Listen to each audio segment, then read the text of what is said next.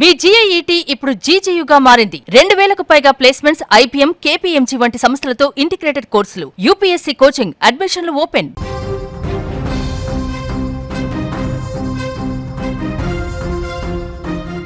మహబూబాబాద్ జిల్లా సింగారం గ్రామంలో దారుణం చోటు చేసుకుంది. మాజీ ఉప సర్పంచ్ పిట్టల యాకయ్య దారుణ హత్యకు గురయ్యాడు. నిద్రిస్తుండగా గుర్తు తెలియని వ్యక్తులు కత్తులతో అతనిపైన దాడి చేశారు. ఈ దాడుల్లో యాకయ్య అక్కడికక్కడే మృతి చెందాడు. అయితే యాకయ్య భార్య కూడా మాజీ సర్పంచ్ కావడం గమనార్హం. ఇక ఇదిలా ఉంటే యాకయ్య హత్యకు కుటుంబ కలహాలే కారణమా లేక ఇంకేదైనా కారణం ఏమైనా ఉందా అని పోలీసులు దర్యాప్తు అయితే చేస్తున్నారు. యాకయ్య మృతితో గ్రామంలో ఒక్కసారిగా ఉద్రిక్త వాతావరణం నెలకొంది.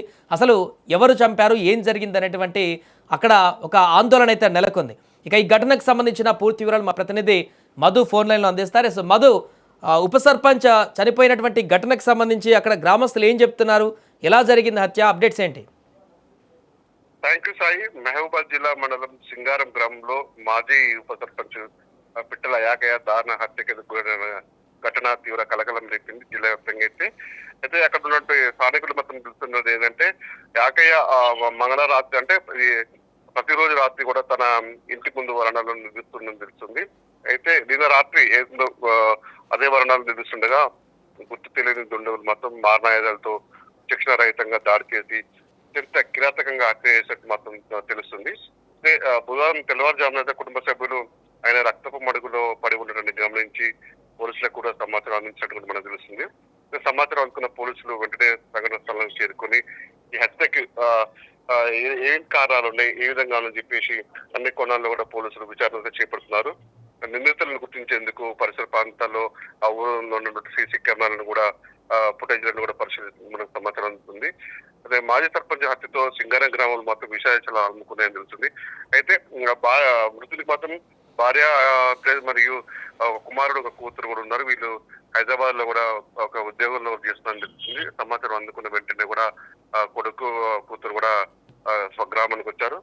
అయితే కేసు నమోదు చేసుకున్నటువంటి ఒకనొక దశలో కేసు కూడా పెట్టినటువంటి ఆ కొడుకు కూతురు కూడా పోస్ట్ మార్టానికి బాడీ తరలించిన తర్వాత ఆ పోస్ట్ మార్టానికి వచ్చి వాళ్ళు అక్కడ పరిశీలించి కూడా పోలీసులతో విచారించి అప్పటికి కేసు పెట్టాలా వద్దా అనే నిర్ణయానికి వచ్చాడు మనకు తెలుస్తుంది.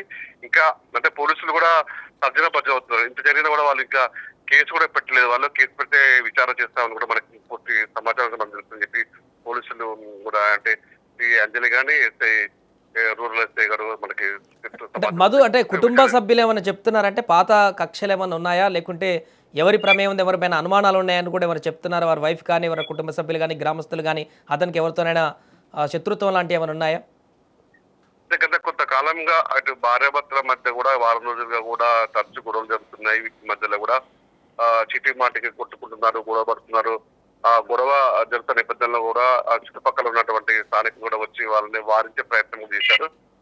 ఇంత ఏజ్ వచ్చింది మీకు, ఇంత పెద్దగా అంత ముసలితనం వచ్చింది మీకు, ఇప్పుడు ఈ ఏజ్ లో మీకు ఈ గొడవలు ఏంటని చెప్పేసి కూడా వాళ్ళు వారించిన సందర్భాలు కూడా చాలా ఉన్నాయని చెప్పి పెద్ద మనుషుల సమక్షంలో కూడా పంచాయతీలు ఎందుకమ్మా మీకు మంచిగా ఉండొచ్చు అని చెప్పేసిన సందర్భాలు కూడా ఉందని తెలుస్తుంది.